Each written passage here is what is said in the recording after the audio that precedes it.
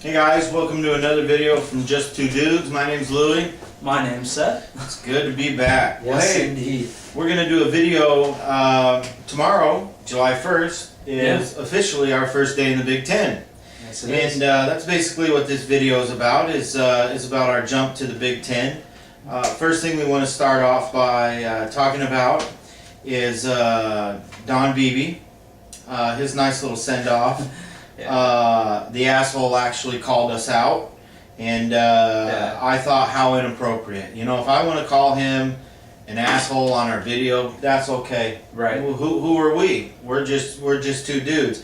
You know, I'm not getting paid $500,000 to run a conference. He has to have some professionalism, and to call us a bad apple. Well, not only just us, but Colorado as well.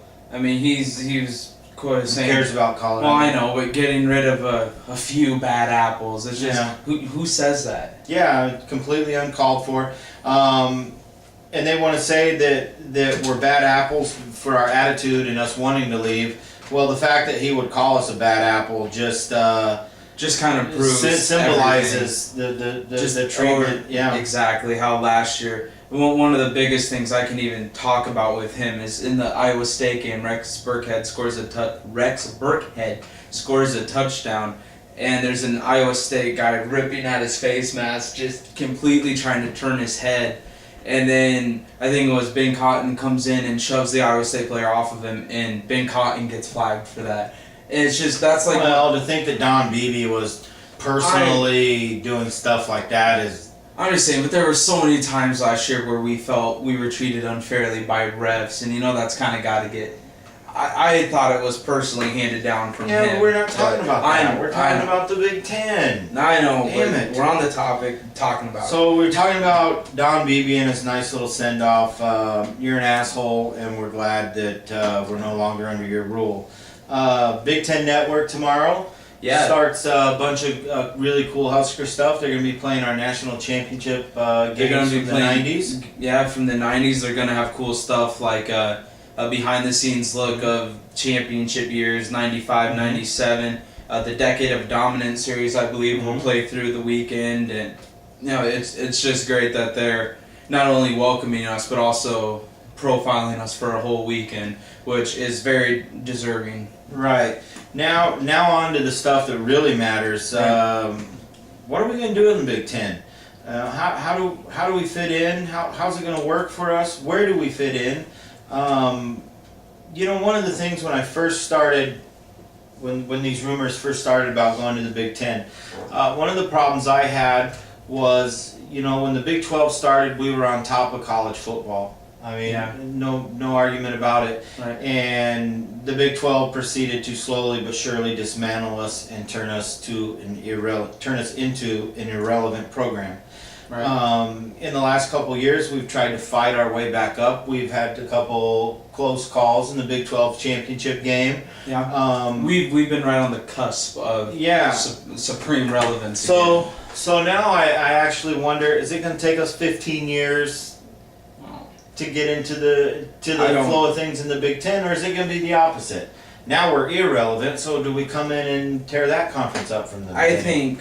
I think it's going to be a lot easier of an adjustment, because not only that, I think the Big Ten is a little more simpler style of play, which isn't like, you can adjust to simpler. You can't always adjust to more complex right away. Right. But the fact that Bo is a Big Ten guy, you know, our head coach and both of our coordinators and a lot of our staff are from kind of like the Midwest Big Ten area. They know the type of football. They know the philosophy. They know a lot about the teams. That as long as Mike Leach stays out of the Big Ten. Gosh, yeah. Because that guy revolutionized the whole Big 12, and that guy single-handedly had more to do with our demise, I think, than anybody. Right, that's the whole separate thing. But just going on it, the fact that the coaching staff is so familiar with that, I think it's going to be such an easier adjustment going into the Big Ten. Another thing that it actually concerns me, this team is built on speed. Yeah. It's built on speed. It's built on defending people in open space. It's built on defending the spread. It's built on, you know, an offense that in return likes to spread people out, likes to Right. try and do different things.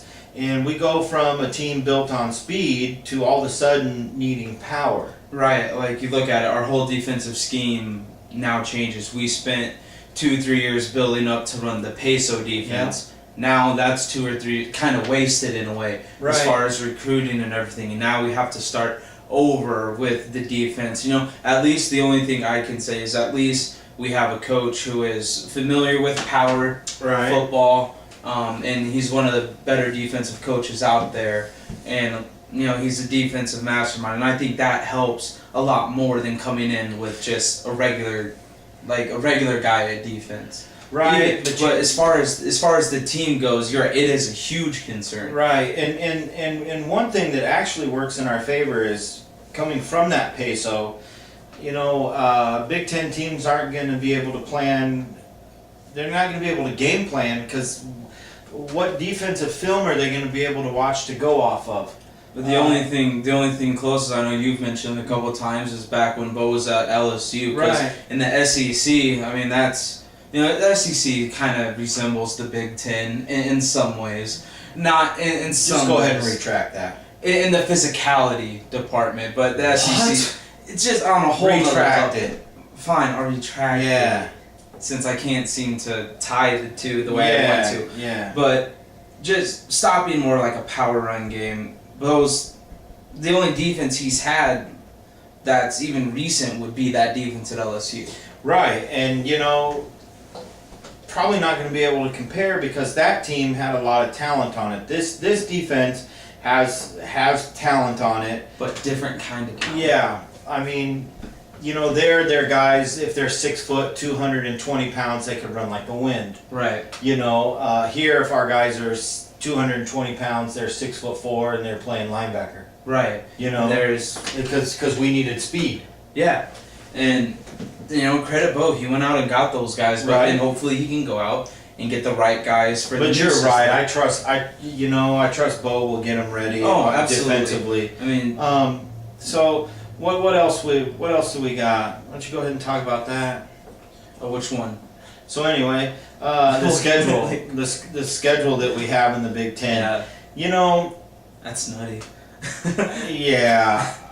I almost wonder if that was done on purpose. How do you come up with that schedule? Well, I think it was done on purpose, but I don't think it was done on purpose in a way to to be malicious? Yeah, haha, screw Nebraska. We're gonna show them how it is. Why wouldn't you want a team to make a smooth transition into your conference, and then you load them with all the heavyweights in your conference? Because it creates the kind of like the whole exposure of the new conference. Instead of Nebraska playing some of the smaller teams, you have all these high profile matchups now. Why do you have to play them all? That's what I'm saying. Why couldn't you have just picked like Right. 3 of them? I'm not agreeing and I'm not defending. I'm just trying to guess why they would do that. And my guess is to put all the big headline games that you could think of for Nebraska in the Big Ten as huge headlines. Well, we play. hey, you better check for time because we didn't do that. We're a little out of sync. We don't know.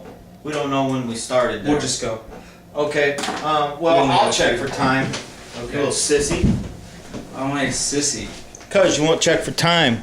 Yeah, you gotta flip the screen. Okay, guys, be patient here. I'm blind.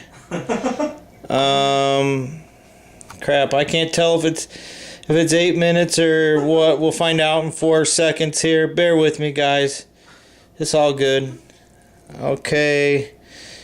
Heck if I know. I can't see. What's that? You better get that. Oh my goodness. Seriously, we need to know about time. So Yes, anyway, fine. when he's up there, I'll go ahead and tell you. We're at 9:15. It's not that Hey, hard. 9:50. Well, I can't see. You guys are saying, why is he wearing those glasses? Well, yep, that's how blind I am. Okay, so This just shows how long it's been since best we've done teams, a video. best teams in the Big Ten, hands down. And I don't want to hear any crap about Russell Wilson just yet. I had Wisconsin #1 before all this. Yeah, I you had did. Ohio State #2. I had Michigan State #3. I had Nebraska #4. Right. Now what I would like to say is I would like to have Wisconsin #1. I would like to have Michigan State #2. I would like to have Ohio State 3 and Nebraska 4. I do think Wisconsin will beat us. I do think we will beat Michigan State and Ohio State. How do you see the top 4? I see the top 4 being Teams in talent, not how it's going to finish. right, but teams in talent right now. Wisconsin does have a lot of talent, but if you're talking about talent, to me, talent means the recruits you're bringing in and the athletes. And there's no team outside of Michigan, but they don't have the piece. They don't have the collectiveness of the talent yet. They haven't developed it. But Ohio State gets the best talent. Okay. So I would go from a talent standpoint. Ohio State 1. Okay. Michigan State 2. Okay. Nebraska 3, and then Wisconsin 4. From talent standpoint. Yeah, I think that's crazy. That's just me. You asked. I Okay. answered. All right. So best teams coming in. Maybe that's what I meant. The best teams coming in, not where you think they'll finish, but preseason rank. Well, best teams, I would say Michigan State, because they just got enough Just guys give a coming rank. back. Michigan State, Wisconsin, or I'm sorry, Michigan State, Nebraska, Wisconsin, Ohio State. So you think preseason Nebraska is a better team than Wisconsin? Yes. Wait till you guys see what Wisconsin does to my wonderful Huskers in Madison. It's going to be disgusting. So that's just. You have your opinion, I have mine. Hey, I hope you're right. Believe me, I don't want to see what I think's coming, but whatever Wisconsin does to us, we get the satisfaction of turning around and doing it to Ohio State the next week here in Husker Stadium. Though that's my pick. As far as the Big Ten. There's no lie. We're a little sad to leave the Big 12. There's nothing like knowing the boys are right down in Ames, Iowa, Manhattan, Kansas, Norman, Oklahoma. I think it's funny. I'm sorry to cut you off, but I think it's funny how everyone's saying that it's such a perfect fit geographically for Nebraska and the Big Ten. Yeah, it's so goofy. I mean, it's horrible. Right, the Big 12 was the perfect fit because like the farthest away is like 3 states down. Right. I mean, and now you're talking about going from the Midwest all the way to the Northeast. It's just I don't see how it's a perfect fit geographically. Right. Maybe tradition, style, and I don't stuff like that. You know, obviously we're gonna miss Kansas and Iowa State and Colorado and all those teams. I'm not really gonna miss Iowa State after the last couple of years. Because we absolutely dominated them for 45 years. Yeah. Texas, as we leave and enter the Big Ten Conference, good job, Longhorns. You owned us. It's that simple. We'll never get over it. We can't redo the last 16 years, but they owned us. It's really that simple. The saddest thing is not going to be able to get the matchups with Oklahoma anymore. I think that's the biggest no-brainer because I'm one of those people that, you know, if Nebraska can't win it, I want Oklahoma to win it just because there's just such a respect for that rivalry. I mean, that's the way I've always been. But here's the beauty. In the next 2 or 3 years, Nebraska is going to get to play Texas or Oklahoma in the national championship game and win it. The next 2 or 3 years. Texas. Yeah, but I think we'll be okay. As long as Matt Brown's there, who knows? But we are we're impressed with some of the emails we get from Big Ten fans welcoming us. Besides Iowa fans. Yeah, Hawkeye fans. You know it's. Whatever. I feel like you know, there's a T-shirt. We're not better than anybody as humans. Hawkeye fans and Husker fans. We're no better than Iowa people. But our football team is. Yeah, it's kind of funny. There's a T-shirt that we saw at a Husker store at Husker headquarters, and it said, "What's the difference between a dynasty and a wannabe?" And it said 5 national championships and the distance away from Iowa City to Lincoln, Nebraska, kind of a shot at Iowa football right away. I thought that was funny. You really didn't tell it funny though. Well, I know.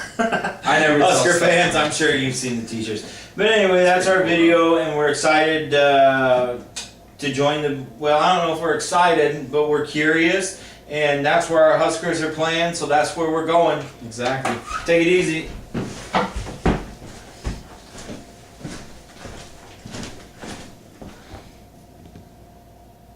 You hit the start-stop button. Where's it at?